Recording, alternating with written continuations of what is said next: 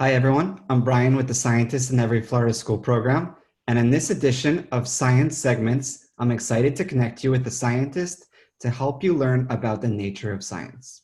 Who are you and what is your title? Hi, my name is Michael Ziegler, and I am a science educator and a paleontological researcher at the Florida Museum of Natural History. And I also work with the Scientists in Every Florida School as an educator too.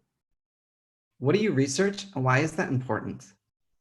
So essentially what I research is paleontology, specifically vertebrate paleontology. So any animal with a backbone, and also geology. And in that regards, I'm studying sediments. So if you had to classify me as a scientist, it would probably be a vertebrate paleontologist and a sedimentologist.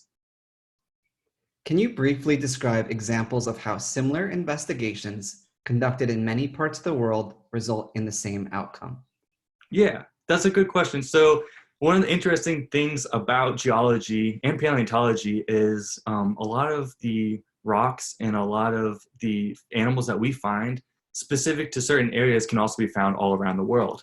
What I look at is not only the fossils, but also the rocks to essentially reconstruct an ancient environment that these creatures lived in before they either went extinct or got fossilized. So what I'm looking at is a fossil site in Florida. It's called the Montbrook Fossil Site. And it's actually open to the public. If you're 15 years or older, you can volunteer there. And so most of that site has actually been dug by volunteers. And I can share my screen with you and show you what it looks like because it's pretty flat, similar to most of all the rest of Florida. But if we looked at this drone footage, zooming in, it almost looks like an underground pool that's being built. But this has been all excavated by volunteers and staff at the Florida Museum of Natural History by using tools like screwdrivers. So we don't use these big machines because we're afraid of breaking all these delicate fossils. And if you look at the right here, you might see all these lines inside of this wall. This is actually my fossil site or my specific area of interest. What I'm doing here is collecting sediment samples. So by sediment, I mean the sands and clays that I'm specifically looking at to provide a story of how this site was formed and how these animals either got trapped here or fossilized. So I can give you some examples. I'm looking at small scale stuff, but also large picture questions. So how did this site become to be and why are the fossils here specifically? So one of the things I do is if you think back to that drone footage of the fossil site, it looked, I mean, it's pretty almost all the same color. Whoops. If, sorry, let me see if I can show you this photo here.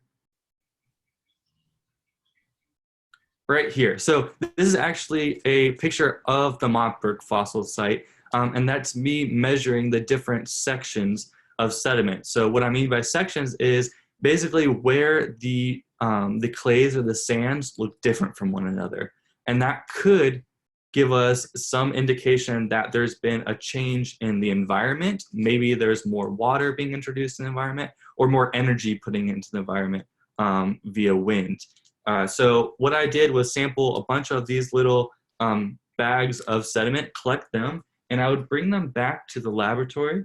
And we don't use, I mean, we use a lot of really cool technology, but the stuff that I used was very simple and it was really effective for what I was trying to determine. So what I would do is use these little grid plots here. It looks very similar to the fossil site that we worked at, where you would try to look at each one of these grids and pick them apart with a paintbrush, simple paintbrush, to see like what kind of grains of sediment were in there. Were they sands? Were they clays? What types of rocks were in them? And why I would do that is that different rocks have different densities and they require more energy to move. So if you have a really dense rock that needs a lot of energy, is probably reflective of something in the environment that happened, some sort of change.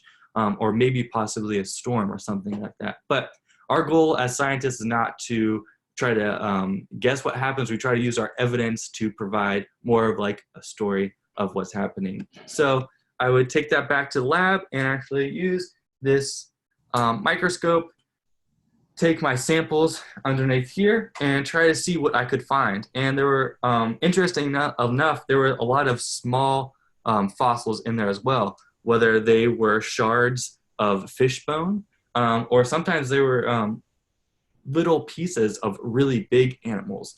At the Montbrook fossil site, we have a lot of interesting and kind of charismatic fossils. Like here, for example, this might not look like much, kind of looks like a rock.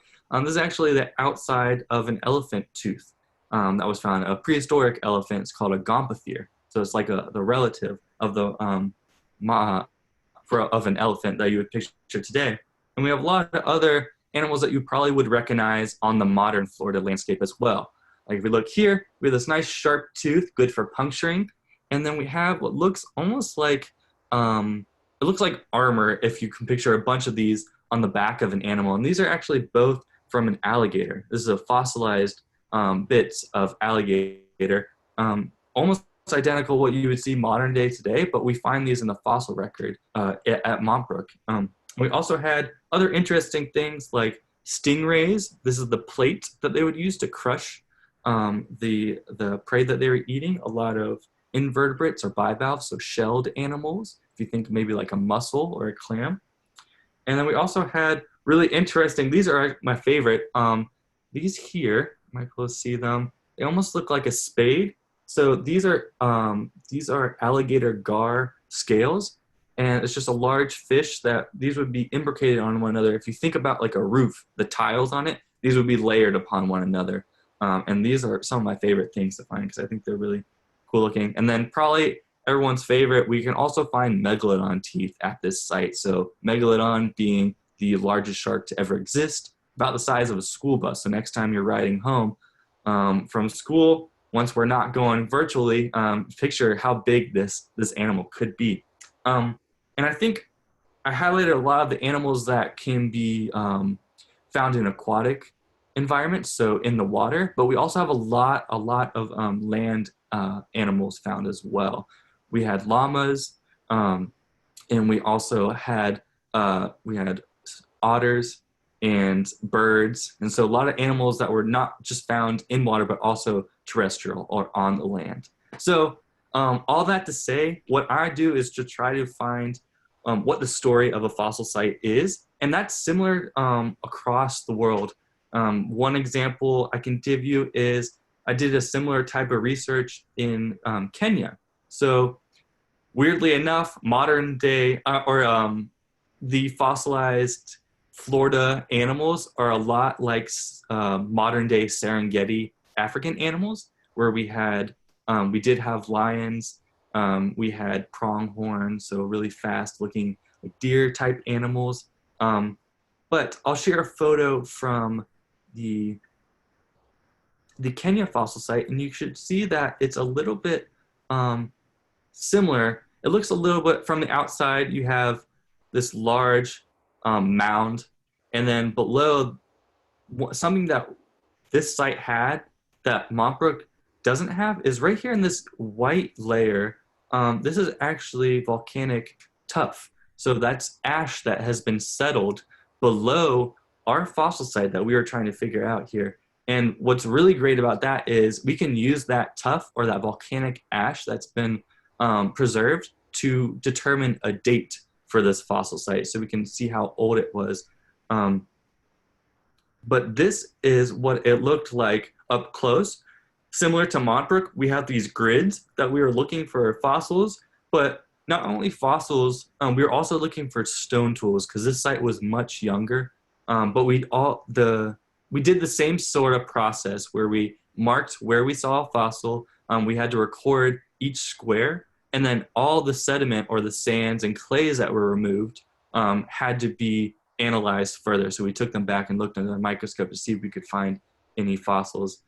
This site in particular had a lot of volcanic rock throughout it, but also it had a lot of limestone too, similar to what you would find here in Florida. So although these environments were different, Montbrook mainly represents what would be possibly a river close to where the ocean meets, but a lot of freshwater and terrestrial animals brought in by the river or the water movement. And then the African or the Kenya fossil site is more formed by wind blowing. So we can determine that based off of the different rocks that we find, and the fossils also help us provide a good story.